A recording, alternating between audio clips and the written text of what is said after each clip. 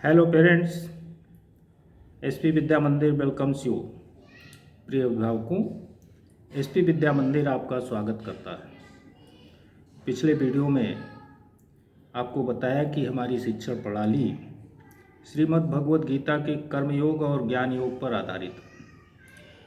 जो कुछ हम सब्जेक्ट के रूप में पढ़ रहे हैं वह ज्ञान योग का स्थिर रूप या व्यवहारिक रूप है तथा जो कुछ हम अपने जीवन के पालन के लिए करते हैं वह कर्मयोग का स्थूल रूप है या व्यवहारिक रूप है। गीता में कहा गया है योग कर्मसु कौशलम, क्योंकि कर्मों में कुशलता ही योग है। कर्मों में कुशलता प्राप्त ज्ञान के आधार पर ही मिलती है। अतः प्रत्येक व्यक्ति प्रकृति प्रदत्त गुण या नेचुरल टैलेंट के अनुसार, अपने स्वाभाविक गुण के अनुसार कर्मों में कुशलता प्राप्त कर सकता है। जैसा कि हमारी गीता की काव्य रचना की कुछ पंक्तियों के माध्यम से हमने डिमॉन्स्ट्रेशन भी दिया कि हम प्रयास करें, जो हमारे स्वाभाविक गुण हैं उनको निखारें तो हम बहुत कुछ कर सकते हैं क्रियात्मक रूप में। आगे बढ़ने से पहले हम अपनी समस्याओं का और उद्देश्यों का संक्षेप में अवलोकन कर लें। हमारा जीवन का उद्देश्य क्या है? पहला, अपने बच्चों को पढ़ा लिखा कर इस योग्य बनाना कि वे अपनी आजीविका प्राप्त कर सकें, और दूसरा, उन्हें एक अच्छा नागरिक बनाना ताकि वे अपने परिवार तथा समाज से तालमेल बिठाकर चलें और अपने धन का सम्यक उपयोग कर सकें। अब समस्याएं क्या आती हैं, उन समस्याओं के बारे में विचार करें।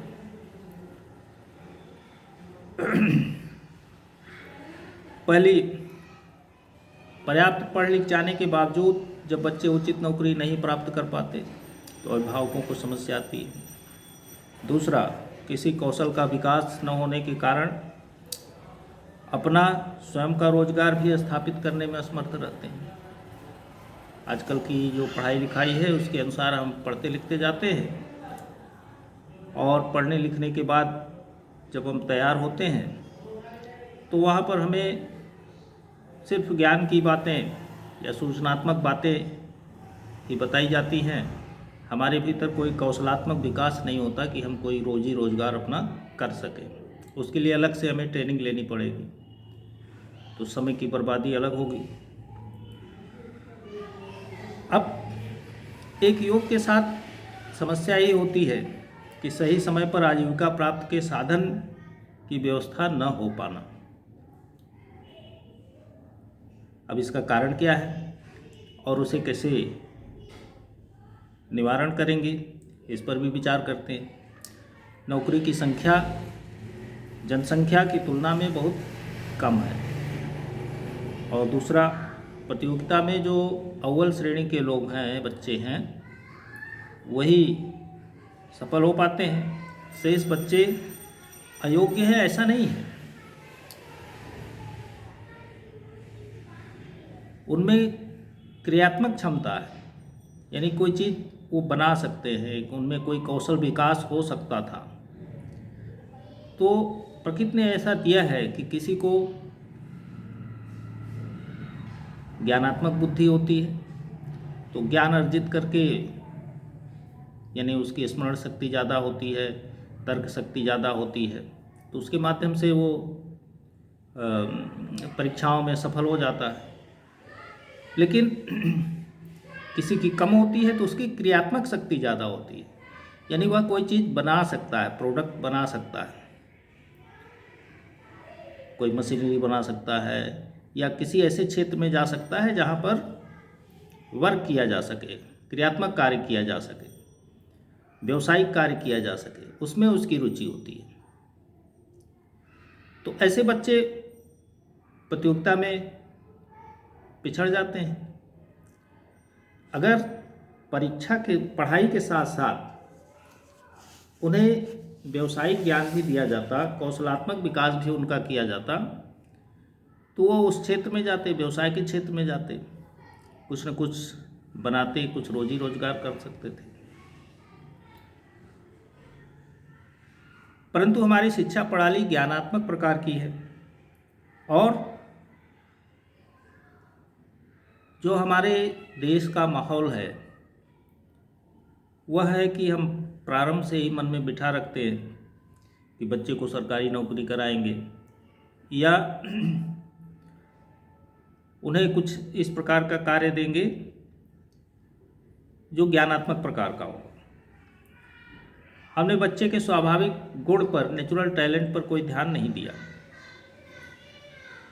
हमने यह ध्यान दिया कि जिन घरों में कोई रोजगार या व्यवसाय होता है वे अपने बच्चों को सरकारी नौकरी या किसी नौकरी में नहीं भेजते। आप ध्यान दीजिए, अपने आसपास के जो व्यापारी वर्ग है वो बच्चों को सामान्य पढ़ाई लिखाई करा के अपने व्यापार में लगाते हैं। तो क्या उनके बच्चे अयोग्य हैं? बिल्कुल नहीं, वो अपने रोजगार को अच्छे से संभालते हैं। तो हम भी बच्चे के गुण को प्रारंभ से ही देख करके और उसको उसी तरह से तैयार करें कि अगर उसकी तर्क शक्ति, स्मरण शक्ति ज़्यादा है तो उसको बौद्धिक कार्य में लगाएं। अगर उसकी कार्यात्मक भी रुचि ज़्यादा है तो उसके लिए व्यवसाय निश्चित करें।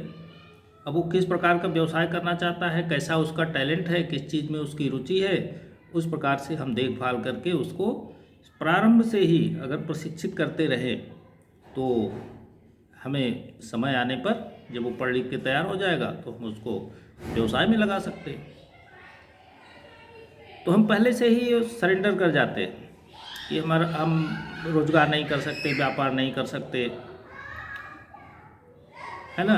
बाद में मान लीजिए किसी को नौकरी नहीं मिल पाती तो फिर हम पीछे हो जाते हैं, पढ़ाई लिखाई में बहुत सारा धन खर्च कर देते और बच्चे को समय के साथ तैयार नहीं कर पाते, तो बाद में फिर हिचकने लगते हैं कि रोज़गार शुरू करेंगे तो उसमें नफ़ा होगा, नुकसान होगा। तो नफ़ा नुकसान बिल्कुल सोचना चाहिए, लेकिन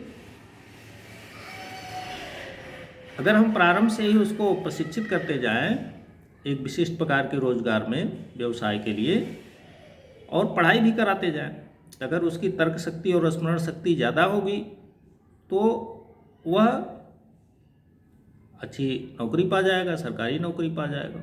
नहीं तो उसके पास एक स्किल तो होगा ही कि वो व्यवसाय करेगा। अब यह स्किल जो है, जो स्किल डेवलपमेंट है, वह शिक्षा में आड़े नहीं आता अगर उसको हम एक प्लान वे में उसको सिखाएं बचपन से ही, क्योंकि बहुत सारी पाठ्य सहगामी क्रियाएं कराई जाती हैं,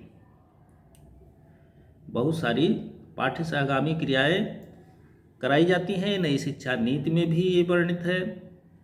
बहुत सारे उनसे क्रियाकलाप कराए जाते हैं, क्राफ्ट वर्क कराया जाता है, मिट्टी के सामान बनवाए जाते हैं, ठीक है ना।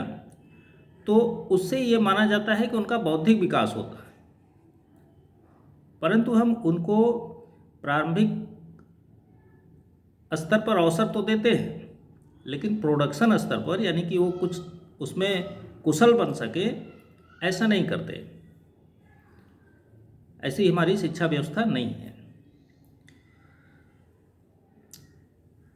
परंतु तकनीकी विकास के दौर में हमारी संस्था इन दोनों प्रकार की शिक्षा को, यानी टैलेंट डेवलपमेंट और ज्ञानात्मक प्रकार की शिक्षा जो आधुनिक चल रही है, जो गवर्नमेंट द्वारा निर्धारित है, उसके साथ उनका टैलेंट डेवलपमेंट भी आधुनिक तकनीकी विकास के दौर में किया जाना संभव है। हमारी संस्था इस पर रिसर्च कर रही है और हमने खुद पर अपना प्रयोग करके देखा कि यह संभव है। इसको हम प्लान वे में शुरू से ही उसको कराते रहे तो समय आने पर, यानी उनका ग्रेजुएशन या इंटरमीडिएट तक ही, इंटरमीडिएट स्तर तक हमारे विद्यालय खुलेंगे तो इंटरमीडिएट स्तर तक ही उनको हम कुशल बना देंगे, ताकि अगर मान लीजिए कि इंटर के बाद वो पढ़ाई नहीं कर पाते हैं तो कुछ न कुछ रोजगार करने में सक्षम हो सके।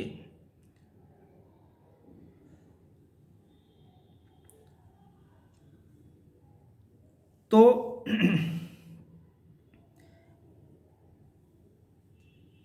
जो ज्ञान इंटरमीडिएट स्तर पर व्यावसायिक शिक्षा का उत्तर प्रदेश सरकार ने निर्धारित कर रखा है व्यावसायिक पाठ्यक्रम, उसकी लिस्ट हम पढ़ के सुना देते हैं। इनमें से प्रत्येक के 5-5 पेपर होते हैं और पहले आप इसको ध्यान से सुन लीजिए कि ये उपयोगी कितने उपयोगी हैं। फल एवं खाद्य संरक्षण, पाक शास्त्र, परिधान रचना एवं सज्जा, धुलाई तथा रंगाई, बेकिंग तथा कॉन्फेक्शनरी, टेक्सटाइल डिजाइनिंग, बुनाई तकनीक, नर्सरी शिक्षण, शिशु प्रबंध, पर्यटन एवं आतिथ्य, पुस्तकालय विज्ञान, बहुउद्देशीय स्वास्थ्य कार्मिक, health care, medical laboratory technique, रंगीन फोटोग्राफी, रेडियो एवं रंगीन टेलीविज़न, ऑटोमोबाइल, मधुमक्खी पालन, डेयरी प्रौद्योगिकीकरण, कीट पालन, बीजोत्पादन, प्रौद्योगिकी फसल सुरक्षा, सेवा पौधशाला, भूमि संरक्षण, अकाउंटेंसी एवं अंकेक्षण, बैंकिंग, आशुलिपि एवं टंकण, प्रिंटिंग, विपणन, विक्रय कला, सचिवीय पद्धति, बीमा सहकारिता, टाइपिंग हिंदी एवं अंग्रेजी, मुद्रण, प्रिंटिंग, कुलाल विज्ञान मतलब जो पाटरी है, कृत्रिम अंग एवं अवयव तकनीक, एम्ब्रॉयडरी, हैंड ब्लॉक प्रिंटिंग एवं वेजिटेबल डाइंग, धातु शिल्प, मेटल क्राफ्ट, कंप्यूटर तकनीक एवं मेंटेनेंस, घरेलू विद्युत उपकरणों की मरम्मत, खुदरा व्यापार, मोबाइल रिपेयरिंग। तो आप समझिए कि ये सब व्यवसाय हमारे समाज में कितने उपयोगी हैं और बहुत से लोग इस व्यवसाय में लगे हुए हैं और अपने परिवार का भरण पोषण कर रहे हैं। परंतु यदि यह व्यावसायिक शिक्षा उत्तर प्रदेश गवर्नमेंट द्वारा इंटरमीडिएट स्तर पर दी जा रही है, 2 साल का कोर्स है, प्रत्येक के 5-5 पेपर होते हैं। तो यदि हम इसको पार्ट में करके बच्चे को उसके टैलेंट के अनुसार बचपन से ही सिखाना शुरू कर दें, मान लीजिए कि ऑटोमोबाइल शिक्षण हमने पढ़ाना शुरू कर दिया, किसी बच्चे में ऑटोमोबाइल के प्रति लगाव है, उसमें स्वाभाविक गुण है, ऑटोमोबाइल के प्रति रुचि है, जो कुछ उसमें बताया जाता है, समझाया जाता है, वो आसानी से ग्रहण कर लेता है। लेकिन जिस बच्चे की रुचि नहीं होगी वो ऑटोमोबाइल में नहीं रुचि ग्रहण करेगा, उसको समझाया जाएगा तब भी वो गलत कर देगा। तो उसकी अगर रुचि मेडिकल लेबोरेटरी टेक्निक में है तो मेडिकल लेबोरेटरी टेक्निक समझेगा, ठीक है। अब उसको हम इंटरनेट और कंप्यूटर के माध्यम से इस पाठ्यक्रम को, जो टैलेंट डेवलपमेंट पाठ्यक्रम है, इसको पार्ट वाइज करके और कक्षावार बच्चों को टास्क देंगे और उसको ऑनलाइन शिक्षण के माध्यम से समझाया जाएगा, उनको टास्क दिया जाएगा, वो समझ करके उसको पूरा करेंगे कंप्यूटर या अपने मोबाइल के माध्यम से। प्रारंभ में जो छोटे बच्चे हैं उनको गेम जैसा लगेगा, धीरे धीरे वो बढ़ता जाएगा और ये कोर्स इंटरमीडिएट तक पूरा हो जाएगा। मान लीजिए किसी बच्चे को हमने ऑटोमोबाइल शिक्षण देना शुरू किया तो उसको थोड़ा थोड़ा शुरू में बताते जाएंगे और इंटरमीडिएट स्तर तक उसका कोर्स पूरा हो जाएगा। परंतु ऐसा नहीं कि केवल यही पढ़ाएंगे, इंटरमीडिएट स्तर पर जो पढ़ाए जाते हैं, जो सामान्य सब्जेक्ट हैं, वो भी पढ़ाते रहेंगे। वो ऑफलाइन कक्षा शिक्षण में होगा। तो ये दोनों व्यवस्था उसके साथ चलेगी और जो कॉम्बिनेशन होगा इस तरह से बनाया जाएगा कि इसके पढ़ने से उससे उसका टैलेंट डेवलपमेंट होगा और उसका बौद्धिक विकास भी होगा। ऐसा माना जाता है, ऐसा प्रयोग में देखा गया है कि जो क्राफ्ट वर्क करते हैं, जो प्रोजेक्ट कार्य करते हैं, जो दिया जाता है, तो उससे उनका बौद्धिक विकास भी होता है। तो जब वो अपने रुचि के अनुसार शिक्षण ग्रहण करेंगे तो वो गणित, विज्ञान, हिंदी, अंग्रेजी आदि जो सब्जेक्ट चल रहे हैं, सामाजिक विषय वगैरह, तो उनमें भी अच्छे नंबर लाएंगे, उनकी रुचि बढ़ेगी और उसके साथ साथ इंटरमीडिएट स्तर तक वे एक गुणवान और कुशल छात्र के रूप में पास करेंगे।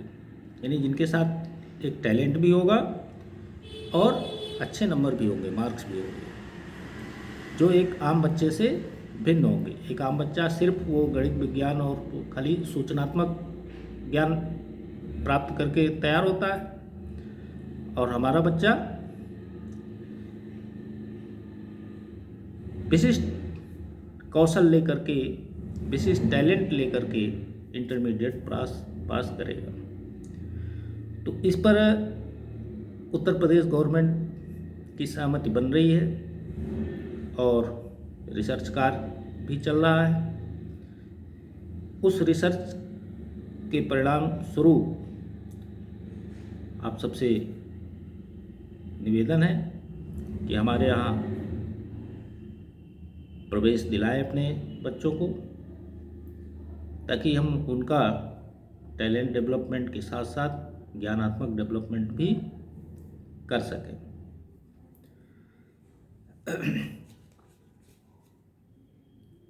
Thank you.